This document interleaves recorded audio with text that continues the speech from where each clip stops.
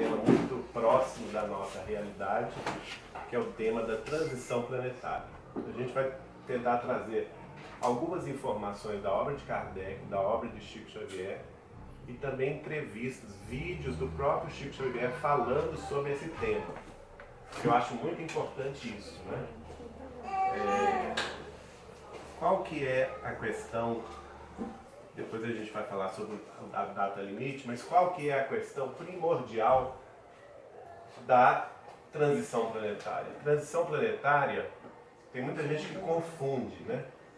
A gente ouve e vê escrito muita bobagem sobre isso. Exemplo, falar de fim do mundo. O mundo não vai acabar, isso é bobagem. Isso é ignorância. Né? A Terra é um planeta que ainda vai durar bilhões de anos pela frente. Né? Então nós não precisamos preocupar com o fim do mundo. O que se falou desde a antiguidade é o fim dos tempos. Isso é muito importante da gente entender. Fim dos tempos de expiações e de provas para a Terra, que é ao mesmo tempo o início de uma nova era de regeneração. É sobre isso que trata o tema transição planetária, que Allan Kardec tratou do livro A Gênese, que vários dos espíritos que escreveram ou falaram através de Chico Xavier também trataram, né? E é sobre isso que nós vamos falar hoje. Aqui tem uma passagem do profeta Joel, profeta da raça judaica, né? Portanto, muito antes de Cristo, os judeus já falavam sobre o fim dos tempos, e depois, na era do Cristo, nós sabemos, pela informação do Emmanuel, através do livro Paulo e Estevão, que Paulo de Tarso, o apóstolo dos gentios, pediu a Lucas, para Lucas escrever o que depois ficou conhecido como Atos dos Apóstolos. Né? Então Lucas vai escrever o Atos dos Apóstolos, que é o quê? É uma história da vida dos discípulos do Cristo, dos seus apóstolos, depois, antes e depois, principalmente depois que Jesus partiu da terra. Né? E lá no Atos dos Apóstolos, o Lucas vai escolher essa mesma passagem de Joel e repeti-la. Ele repete essa passagem ipsis literis, ou seja, ele simplesmente transcreve do profeta Joel para o Atos dos Apóstolos o mesmo trecho, que é esse trecho aqui. Vamos ler comigo? Lá em Joel, está no capítulo 2, versículos 28 a 29, e no Atos dos Apóstolos está no capítulo 2 também, versículos 17 a 18. Então olha só como é interessante o que Joel falou. Nos últimos tempos, diz o Senhor, espalharei do meu espírito por sobre toda a carne, vossos filhos e vossas filhas profetizarão, vossos jovens terão visões, vossos velhos terão sonhos, e nesses dias espalharei do meu espírito sobre os meus servidores e servidoras, e eles profetizarão. Olha que interessante, né? Então, o que é essa passagem do profeta Joel, da raça judaica, repetida por Lucas no Atos dos Apóstolos, no Novo Testamento, está nos dizendo, ela está nos mostrando qual que será o selo ou a cara da transição planetária, no final dos tempos, né? Olha lá, nos últimos tempos. E a gente interpreta na doutrina espírita o quê? Os últimos tempos da Terra como um mundo de expiações e de provas. E ao mesmo tempo, é o início de uma nova era de regeneração. Como que nós vamos saber que nós chegamos nos últimos tempos do expiação de provas? É exatamente através da mediunidade. Olha aqui.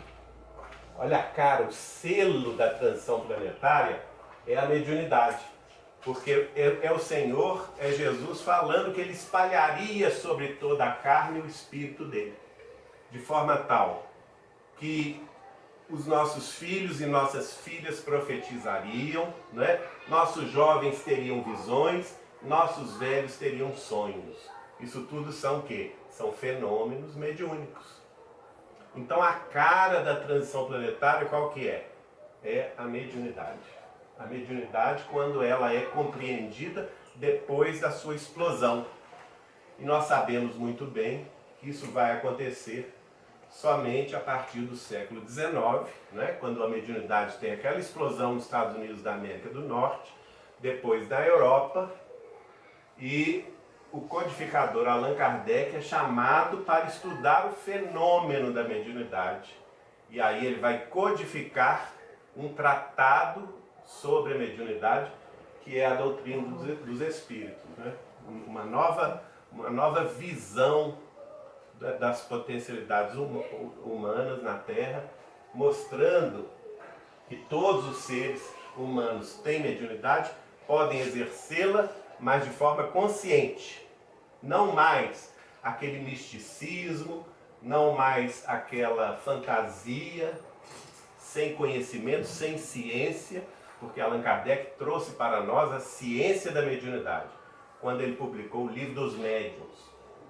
É o primeiro tratado científico da mediunidade. Portanto, a humanidade terrestre chega na sua maioridade de entendimento, né? Ela é capaz, então, de entender este fenômeno, até então, tido no campo do mistério, tido no campo da fantasia, da superstição, né? Não havia nenhuma elaboração mental a respeito do fenômeno. Só Allan Kardec, no século XIX, na França, que vai trazer a sistematização da ciência da mediunidade. E a partir daí, nós seres humanos encarnados na Terra, tivemos condição de aplicar os ensinamentos do Espiritismo, os ensinamentos da ciência da mediunidade, na nossa vida prática e principalmente associar todos esses ensinamentos à parte ética e moral que é o Evangelho de Jesus. E nós vamos ter a mediunidade com Jesus, né? A mediunidade exercida para o bem, para a fraternidade, para a paz. E qual foi o expoente máximo dessa mediunidade com Jesus? Chico Xavier, né? Ele retorna, ele mesmo, Allan Kardec, retorna no século XX e começa a trabalhar em 1927 exatamente para dar testemunho da mediunidade com Cristo. E trabalha durante 75 anos consecutivos, né? Só para vocês terem uma ideia, na classificação nossa lá da casa de Chico Xavier de Pedro Leopoldo, até hoje já são 498 livros publicados. Eu acho que não tem ninguém, nenhum espírita, nenhum estudioso que já leu tudo isso, estudou tudo isso, né? 498 livros publicados da mediunidade de Chico Xavier. Então nós vamos chegar num ponto aqui, que é o ponto que a gente pode chamar de perspectiva. E para a gente entender a transição planetária, nós vamos ter que unir várias perspectivas. Nós não podemos ficar só com a nossa opinião espírita, opinião kardecista, nada disso. Porque cada ponto de vista é a vista de um ponto, né? E a transição planetária, ela é transição planetária só para os espíritas? O que vocês acham? Não. É para o mundo inteiro, né? É só para o Brasil? Não. É para o mundo inteiro. Nós estamos vendo aí o mundo mudar a cada minuto, a cada segundo, a ciência mudar, a medicina mudar, né? Os conhecimentos humanos sobre astronomia, sobre astrofísica, sobre física quântica, explodindo, né? Movimentos sociais, mudanças radicais nas políticas, na sociologia dos povos, tudo isso faz parte da transição planetária. Então nós não podemos ficar com a nossa perspectiva. Porque a nossa perspectiva, sozinha, como pessoa, né, eu estou falando aqui como pessoa, a opinião do Geraldo não pode prevalecer. Ela tem que estar em conjunto com várias disciplinas. É o que nós chamamos de multidisciplinaridade. Exemplo disso, Vocês acham, nós estamos aqui na Terra, na face da Terra, né? Se a gente subir um pouquinho, aqui agora, aqui no centro, o que nós enxergamos? Nós enxergamos o nosso ambiente, aqui no centro espírita. Se a gente começa a subir um pouquinho, se tivesse um veículo que nos levantasse, né, um helicóptero, alguma coisa assim, a gente ia começar a ver a perspectiva de ponto diferente, né? Aqui nós estamos achando tudo grande, mas à medida que a gente vai subindo, tudo vai ficando pequenininho, não é? Tudo vai ficando pequeno. A Terra a gente acha que é enorme, não é? Imaginar, a gente vê a Terra inteira, o Brasil, a América do Sul, as Américas, a Europa, a África, os continentes e os oceanos, gigantescos, não é? Para nós, nosso ponto de vista, para nossa perspectiva, é tudo gigantesco. No entanto, olha aqui, a sonda Cassini passou pelo planeta Saturno. Esse aqui é o planeta Saturno, essa é uma foto tirada pela sonda Cassini. Alguém consegue ver a Terra aí? Cadê a Terra? A nossa Terra, que é tão grande. Olha, ela falou que tem um pontinho ali. Vocês acham que tem ou não tem? Aqui, ó. Tá vendo ali? Esse pontinho aqui, ó, é a Terra, que a gente acha tão grande, né? A nossa Terra, que é tão grande, chegando em Saturno, ela não é mais do que uma poeira. Né? E tem gente se achando grande coisa, né? Então, não é? Isso é bom para quê, gente? Para a gente ter perspectiva. No entanto, se a gente afastar mais, nós vamos ver que o nosso Sol, o nosso sistema solar, a gente pode chamar agora esse sistema solar de Solzinho. O nosso Solzinho é apenas um sistema solar, um sistema estelar, no meio de 600 bilhões de sistemas estelares, somente na nossa Via Láctea, que é a nossa cidade interestelar. 600 bilhões de sistemas estelares, alguns muito maiores do que o Sol, né? E outros um pouco menores. Somente na nossa Via Láctea, que é a nossa cidade interestelar, que é a nossa galáxia. Agora, recentemente, a questão de um mês. Não, pode ser, pode passar. Para mim não me incomoda, não. Melhor não. Não, melhor não. Olha a mediunidade. Por isso eu consegui. Deixa que ele pode dar interferência. Não, sim, Vai lá, Deixa. Então, voltando à questão da galáxia. Né? A nossa galáxia, a nossa cidade interestelar, apenas um mês atrás, descobriu-se que ao invés de 200 bilhões de galáxias, nós temos 2 trilhões de galáxias no universo conhecido. Conhecido. No universo conhecido, os cientistas chegaram a essa conta astronômica, né, de 2 trilhões de galáxias. Se cada galáxia tiver 600 bilhões de sistemas estelares, e tem gente se achando grande coisa, né? Olha aí, como que a vaidade, o orgulho, é tudo uma ignorância do ser humano, né? Nós não somos nada, gente. A nossa perspectiva vai mudar. Há alguns anos atrás, a Globo, transmitindo uma notícia da NASA, disse que em 20 anos nós descobriríamos vida extraterrestre. Né? Já passou, não passou nem 3 anos disso, e a questão de 15 dias atrás, um grupo de astrônomos do Canadá classificou 234 sinais de civilizações extraterrestres, somente num grupo de estrelas, de sistemas estelares que eles pesquisaram. 2,5 milhões de sistemas estelares. Desses 2,5 milhões de sistemas estelares, lembrando que o nossa Via Láctea tem 600 bilhões de sistemas estelares, eles somente pesquisaram em 2,5 milhões, eles acharam 234 sinais de vida extraterrestre. Nós estamos chegando aí, né?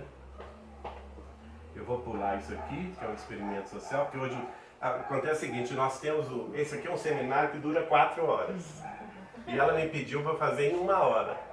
Então eu tenho que fazer um sanduíche, tá bom? E vocês vão me ajudar nisso aqui. Bom, como eu disse, a questão da perspectiva, gente, cada ponto de vista é a vista de um ponto. Mas para a gente atingir o conhecimento, o que a gente precisa fazer? A gente precisa unir diversos pontos de vista, diversas disciplinas, diversas abordagens para que esse conhecimento se solidifique. Não somente dentro do conhecimento espírita que nós temos, da mediunidade, do que os espíritos falaram, mas também multidisciplinarmente, o que os espíritos encarnados, que são os cientistas, que são os médicos, né, que são os pesquisadores, os astrofísicos, os astrônomos, enfim, o que todo mundo está descobrindo nesse mundo novo que está chegando. Né? E aí nós vamos atingir o conhecimento da verdade, que é nada mais, nada menos do que a soma desses conhecimentos todos. Né? A multidisciplinaridade dos conhecimentos. E aí nós chegamos no que nos interessa, pelo menos diretamente, né? Que é o que, gente? A doutrina dos espíritos. Qual que é o papel do espiritismo como uma parte do conhecimento para que a gente compreenda esse momento de transição planetária? Qual que é a colaboração que o espiritismo traz para nós? Eu já falei no início, né? A colaboração que o espiritismo traz para nós é justamente nos demonstrar que a vida continua após a morte do corpo. Então nós já não somos mais homens e mulheres que vamos deixar o corpo no cemitério.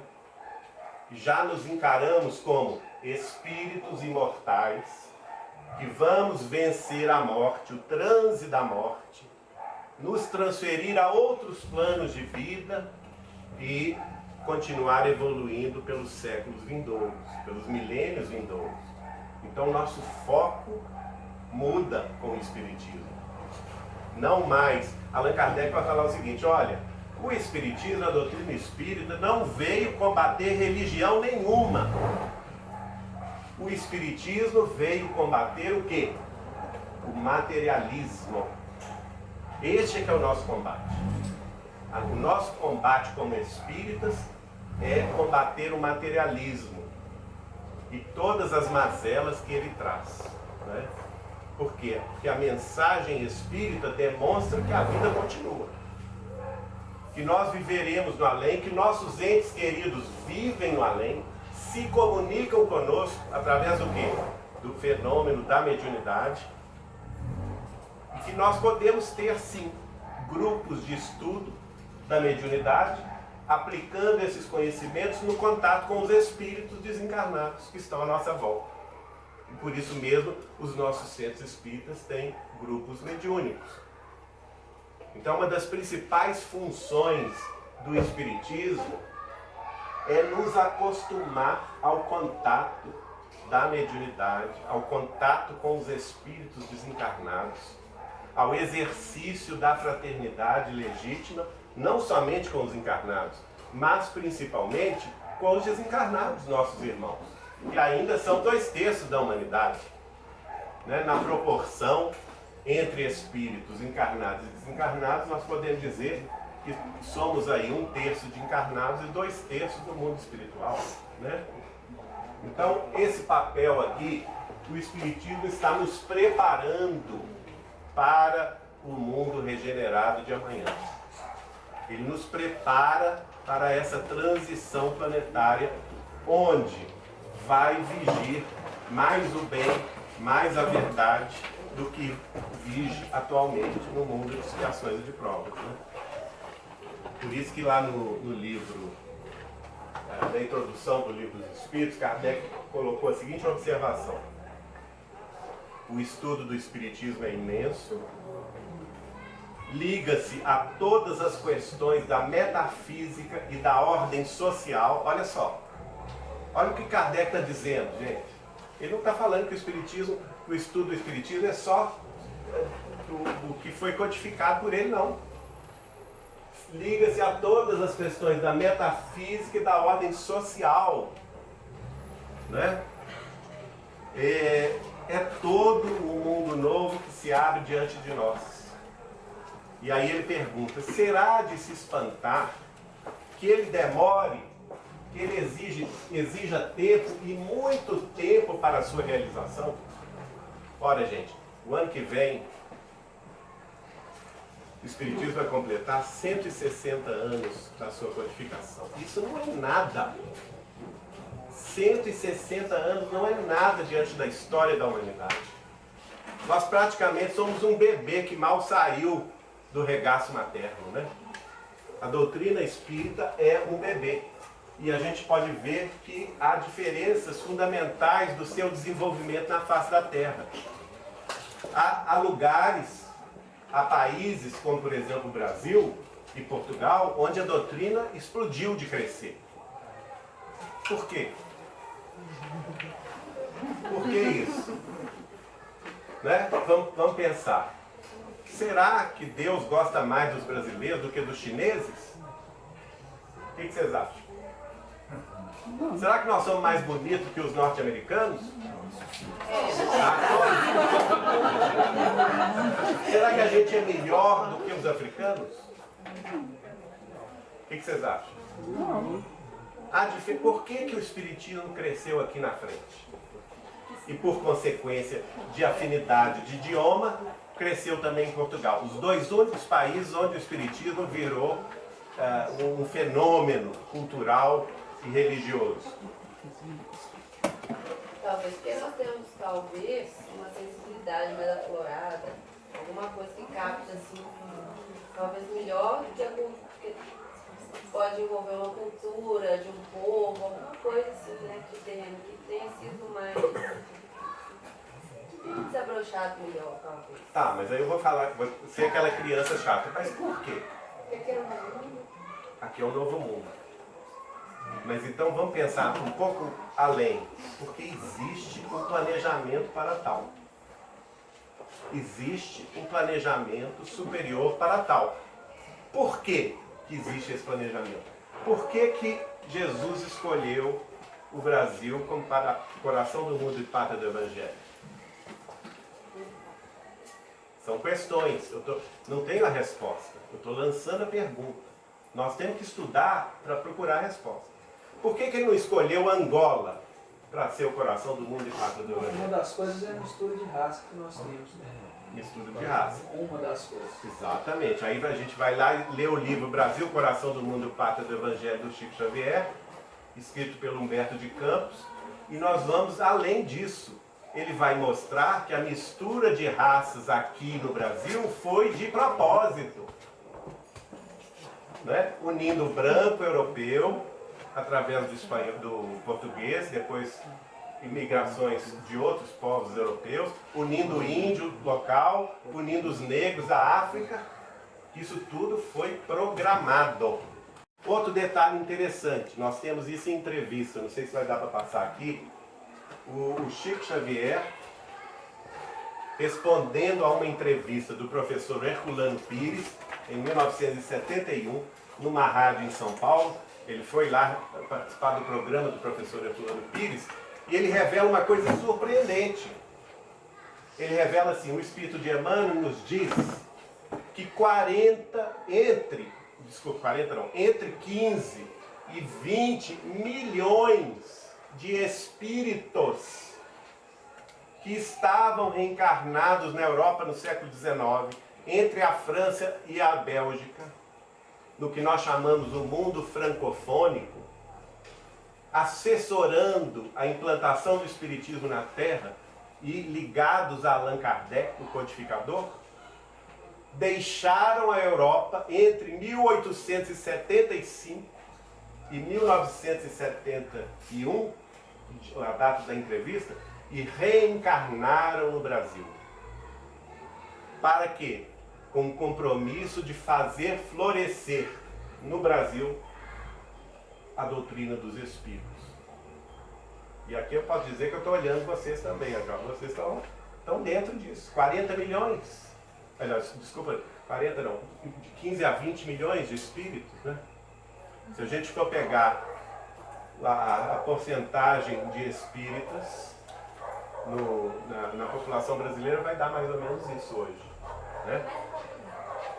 Portugal, por afinidade de língua, né?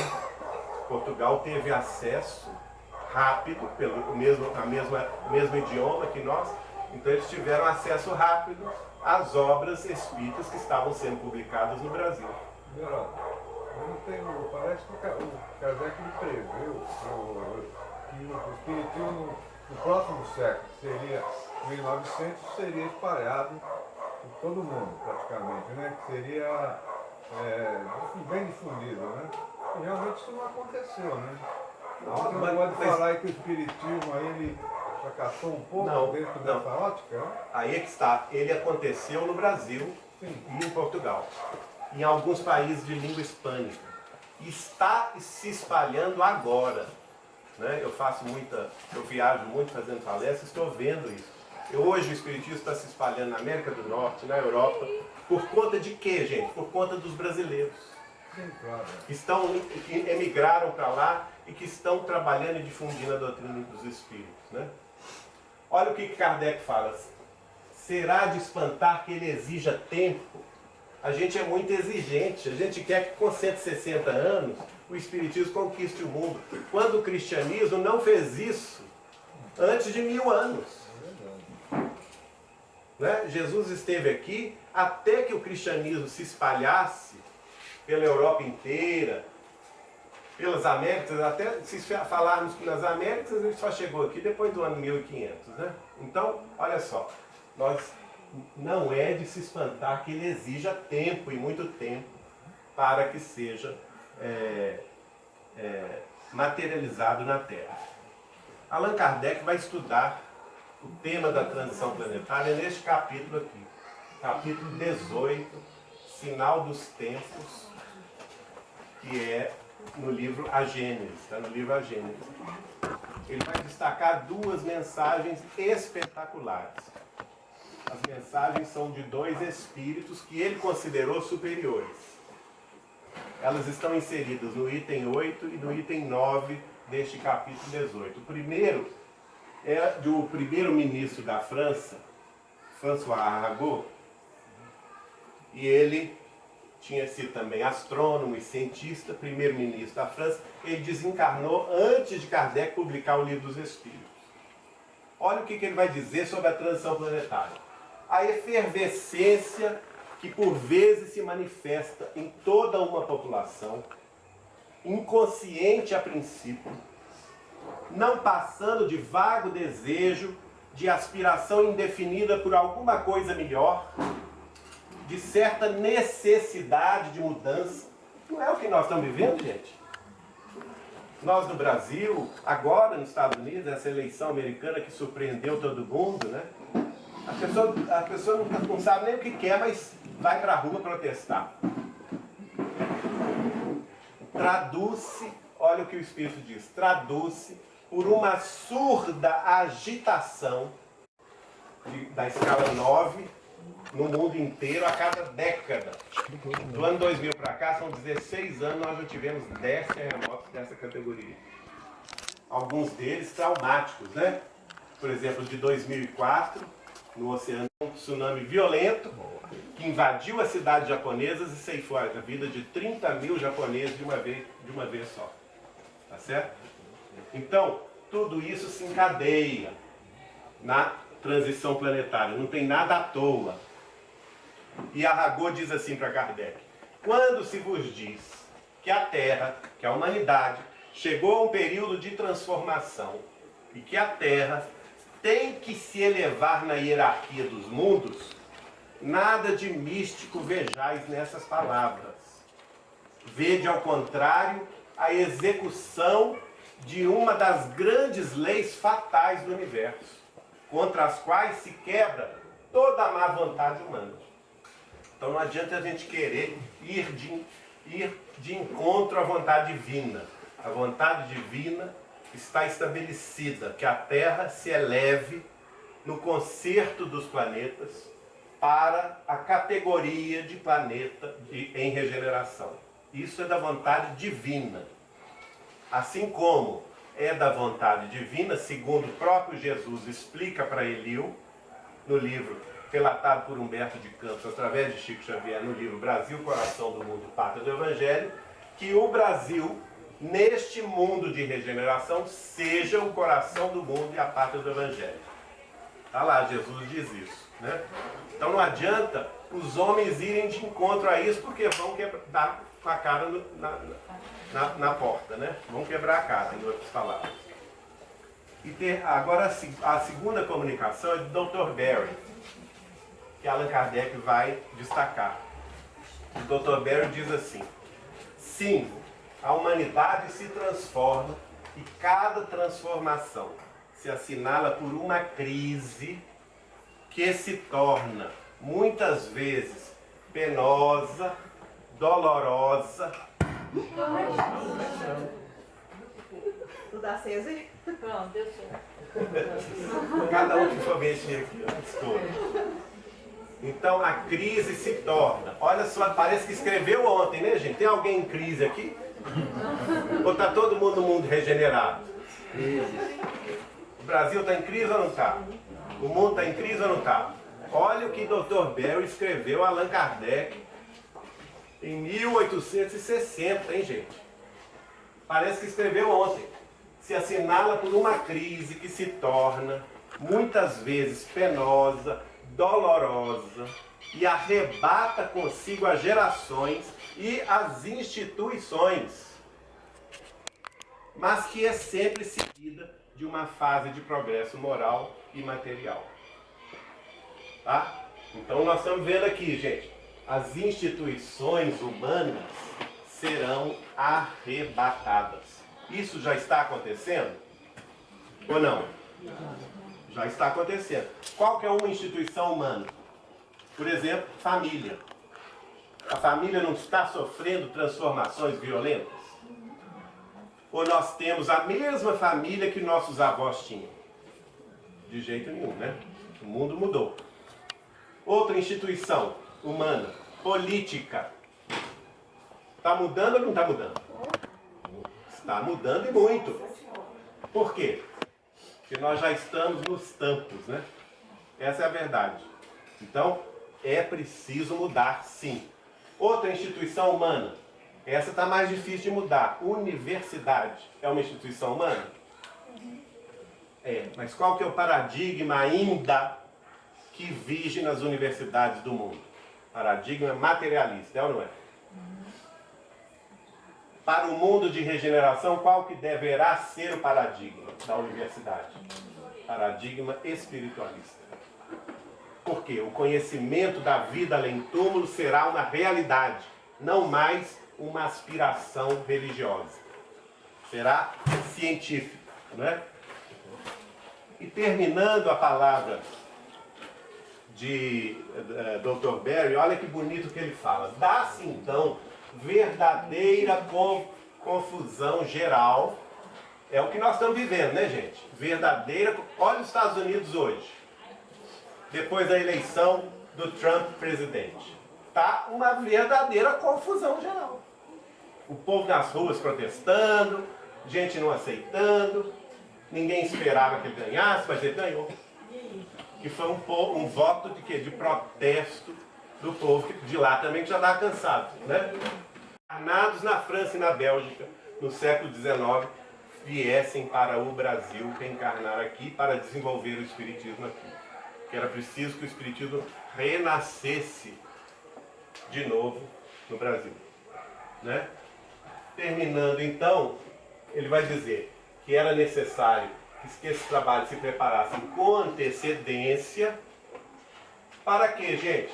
Porque eles traçam as sendas da regeneração da humanidade. Olha que beleza. Pela unificação e racionalidade das crenças. Isso nós estamos longe ainda. Nós não conseguimos unificar nem os espíritas, que dirá as crenças. Aliás, o Chico tinha uma... O Chico era um gozador, viu, gente? O Chico tinha uma frase, tem ele dizendo isso, dizendo o seguinte: olha, nós espíritas somos uma minoria tão mini, e nós conseguimos um feito inédito, o de nos tornarmos inimigos íntimos. Pode uma coisa dessa? Quando nós deveríamos unir as nossas forças para o trabalho da regeneração humana, da humanidade? Não pode, né, gente? Nós não podemos deixar que o orgulho, que a vaidade, que o personalismo se miscua entre nós, nos separando. Que nós temos uma tarefa muito mais grandiosa do que nós imaginamos, porque nós trabalhamos para o futuro da humanidade. Nós não trabalhamos para o presente. Nós estamos trabalhando para o futuro da humanidade. Nós fomos convocados para isso. Tá certo? Ditosos, olha como ele trabalha, ele termina a mensagem dele. Ditosos os que dele se aproveitam desde já. Então, se nós temos o trabalho espírita nas mãos, nós já somos ditosos. Vamos aproveitá-lo, né? Não vamos deixar passar a oportunidade que se nos coloca no destino. Nós temos uma grande oportunidade de trabalho nas mãos. Não conhecemos a doutrina espírita ao acaso. Não existe o acaso. Existe um planejamento superior sob o qual nós estamos submetidos. E fomos encaixados, cada um de nós, na tarefa que lhe é própria, para que este grande movimento de libertação do espírito humano, dos atavismos religiosos de antanho, se materialize na Terra, não é? Agora eu vou passar uns filmes para a gente entrar no assunto do tempo, né? Será que Jesus vai ficar esperando, a espiritualidade vai ficar esperando a humanidade acordar? Senão nós vamos demorar, não é 1000 anos, não, nós vamos demorar 100 mil anos, né? 100 mil anos. Primeiro, a questão do prazo, né? A questão da data. Existe data? O que vocês acham? Existe prazo? Vamos ouvir aqui. Se maximizar. Como é que maximiza isso aqui? Quadradinho. Colorido ali, eu acho. Dá um líquido. Hein? Me ajuda, Tio? Aquele quadradinho dentro desse lá. Hein? Não tô vendo. Nossa, lá. Aí.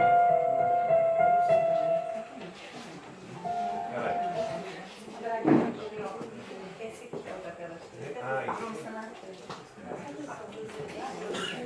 Oi, não.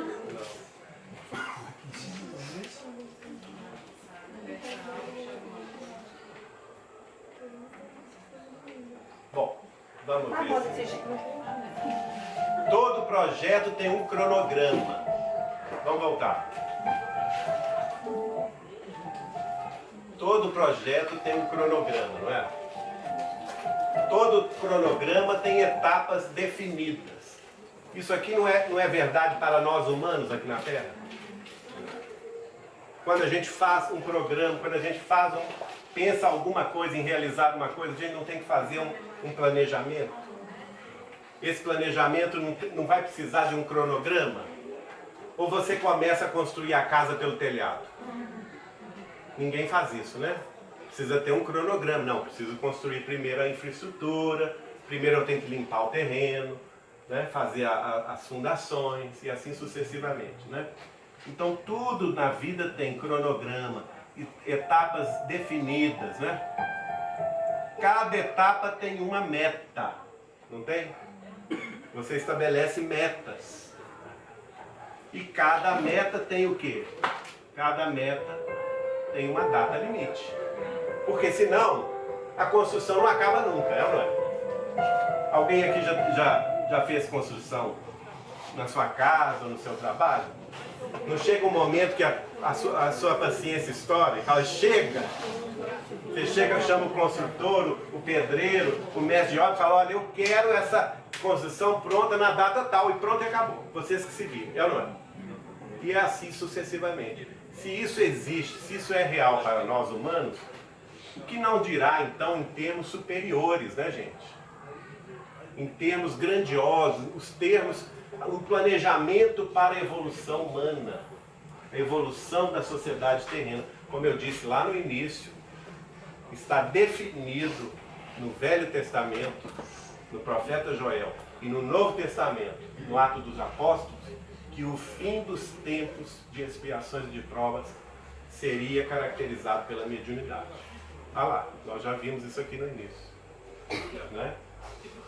Então a mediunidade é exatamente mostrando o que nós já chegamos nessa etapa final de uma evolução de expiações e de provas, onde vige ainda o mal, a ignorância, o crime, os vícios, e ao mesmo tempo é preciso dar um basta nisto.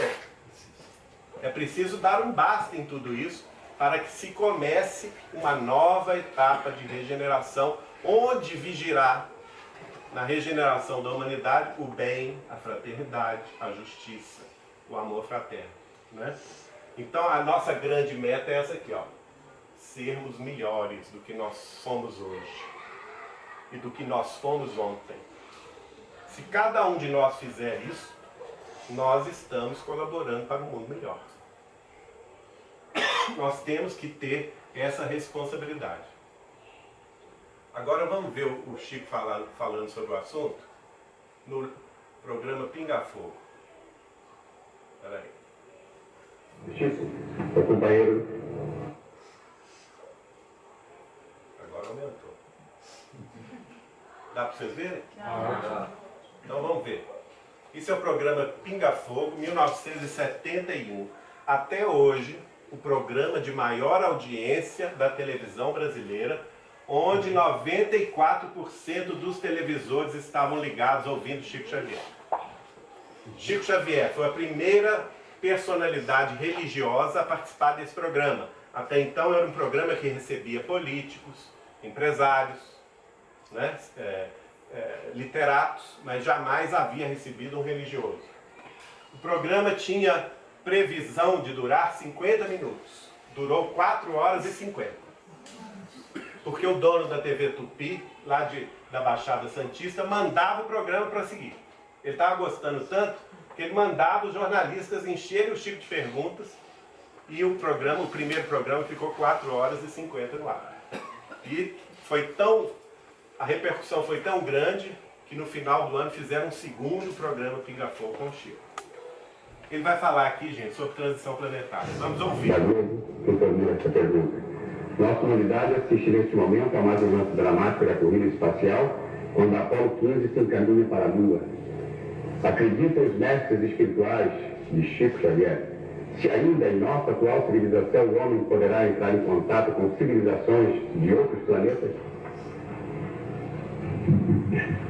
Estamos subordinando a resposta ao mesmo critério com que foi estruturada a informação para a nossa estimada entrevistadora que falou sobre a nova era.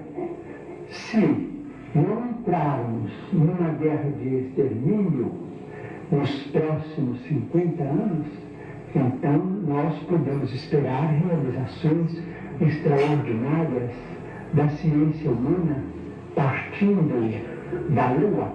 Então diz o nosso Emmanuel que está presente que quando Cristóvão Colombo perambulava pelas cortes europeias pedindo socorro para descobrir um caminho mais fácil para as Índias, muita gente considerou o programa dele como absolutamente inútil para a humanidade, que aquilo era uma despesa absolutamente inócua e que iria pesar demasiadamente no orçamento de qualquer povo, até que ele conseguisse o apoio de Fernando e Isabel, ou então os soberanos de Castela.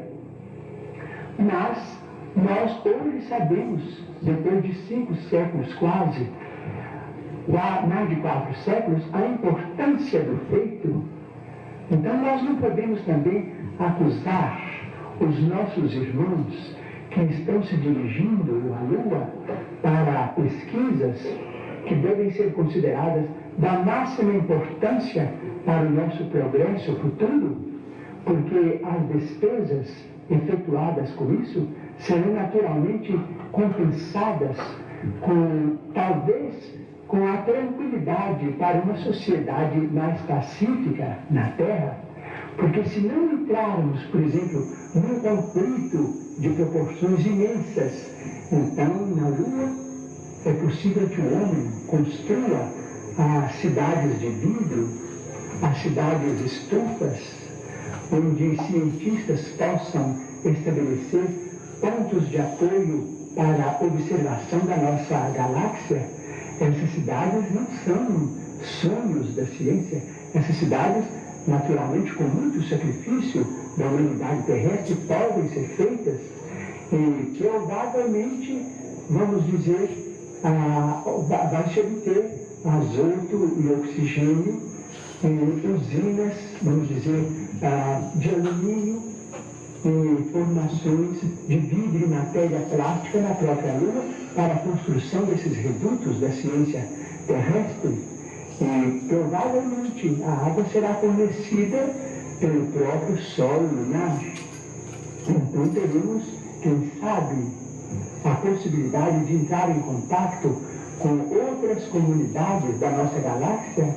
Então vamos definitivamente encerrar o período bélico na evolução dos povos terrestres, porque nós vamos compreender que fazemos parte de uma família universal, que não somos o único mundo criado por Deus. O próprio Jesus, a quem reverenciamos como nosso Senhor e Mestre, disse: há muitas moradas na casa de meu Pai. Portanto, nós precisamos prestigiar a paz dos povos, a tranquilidade de todos, com o respeito de todos, com a veneração máxima pela ciência, para que nós possamos conferir esses benefícios no futuro, talvez mais próximo do que remoto, se nós fizermos por merecer. Fantástico, né, gente? Olha só, Chico Xavier, a primeira personalidade religiosa do mundo, que em rede nacional de rádio e televisão, pelos diários associados, TV Tupi de São Paulo, com a máxima audiência no Brasil inteiro, assume tranquilamente, isso é a primeira vez que isso ocorre no mundo, a existência de civilizações extraterrestres.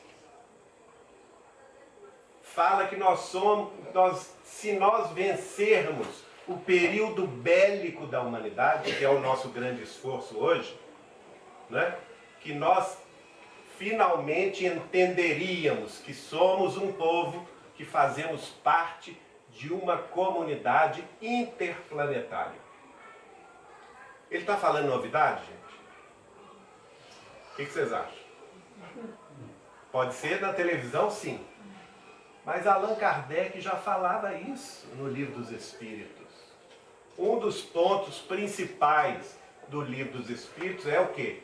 Pluralidade dos mundos habitados. Um dos 14 princípios básicos da doutrina espírita. E até hoje, no século XXI, tem centro espírita que esse assunto não pode ser conversado.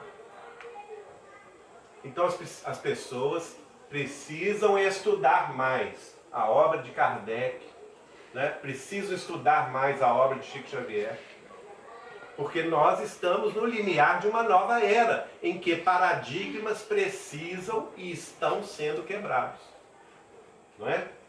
Ele fala, inclusive, olha, é uma revelação profética que Chico fala. Ele fala que do solo lunar nós tiraríamos água.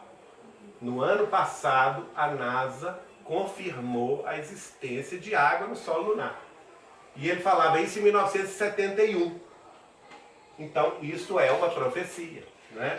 É a mediunidade de presciência, de profecia. Mas vamos ver outro trecho, também no programa,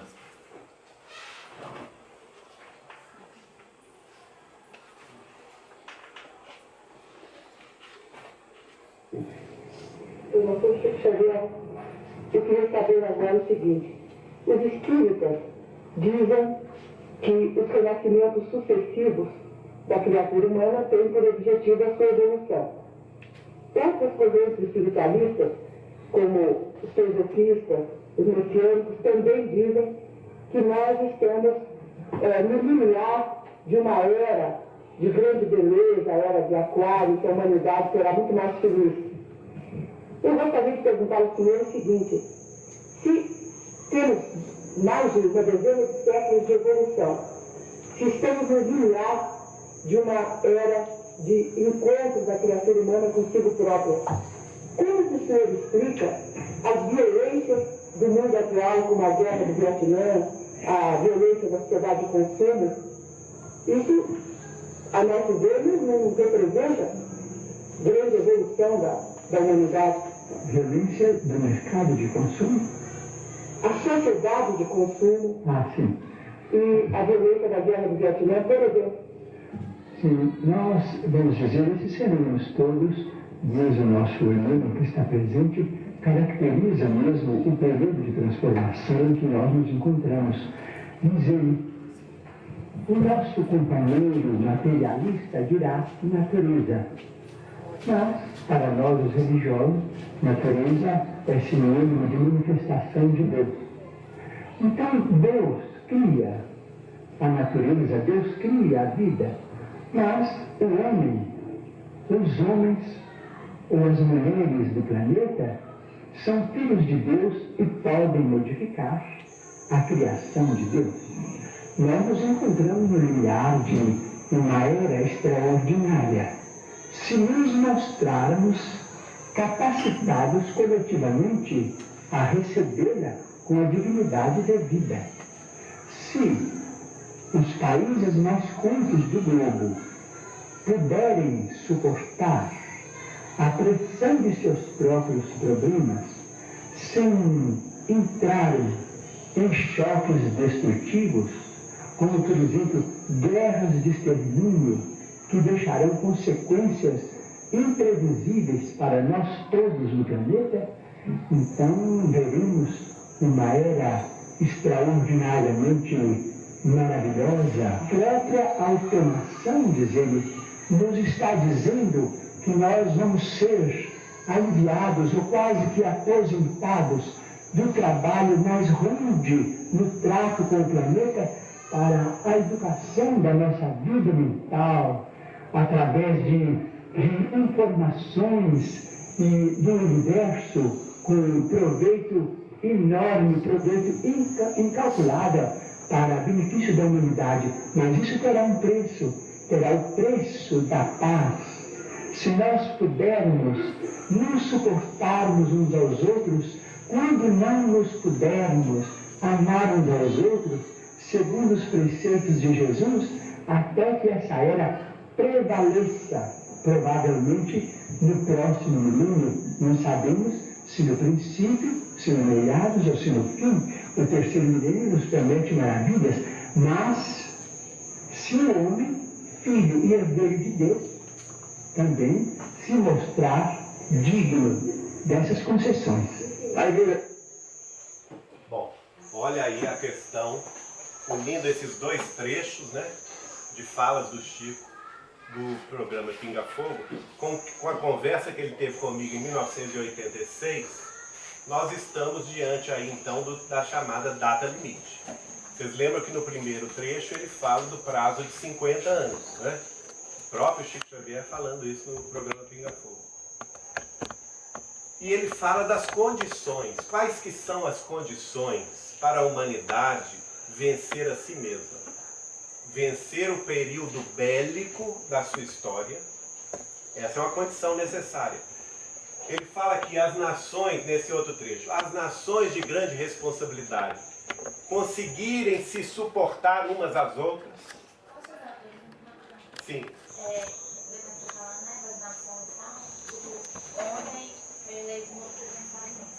Correto. Você já ouviu falar sobre a teoria do Blue Beam? Teoria? Do Blue Beam? Não. Não, é o raio azul. É uma teoria que eles colocaram falando que a NASA a dominação em massa, né? Através do poder absoluto, tipo assim, de uma nação que deve ser os Estados Unidos, e que esse novo presidente, né, já dizendo que ele é tipo o anticristo. Tipo assim, ele vai tentar dominar, entendeu? O que você acha sobre isso? Eu acho o seguinte, eu não gostei da eleição dele ontem, para mim foi uma grande surpresa, mas eu acho que a gente não pode também extrapolar muito da realidade, né? Porque senão a gente vai entrar em várias teorias da conspiração. Quem governa o mundo? Quem governa o mundo não são os representantes das nações. Quem governa o mundo é Jesus Cristo. E ele põe e dispõe a seu bel prazer, né? Quando ele decide que algo precisa mudar, não adianta, é uma corrente que muda e aquele que tinha um poder enorme em determinado período, meses seguintes não tem poder nenhum. Opa. Então nós temos que ver isso sem essa questão olhar com os olhos da fé, que estamos dentro de um processo de evolução. O que o Chico Xavier vai me falar? Ele vai me falar que quando a humanidade saiu da Terra e pisou na Lua em julho de 1969, uma reunião das potências angélicas, olha só, não são espíritos humanos, é uma reunião de potências angélicas que o Espírito de Emmanuel previu no livro A Caminho da Luz, que ocorreria no final do século XX, né, pela terceira vez. Essa reunião se deu em 1969, quando o homem pisou na Lua. E essas potências angélicas decidiram dar um prazo extra para a humanidade, que é exatamente essa data limite. São 50 anos, que o Chico fala bem claro aqui no primeiro trecho, né? Que nós seríamos testados na nossa capacidade de tolerância entre os povos, com um impedimento, hein? Qual que é o impedimento? Da guerra, a Terceira Guerra Mundial. Nós não podemos entrar no processo de extermínio, por uma razão muito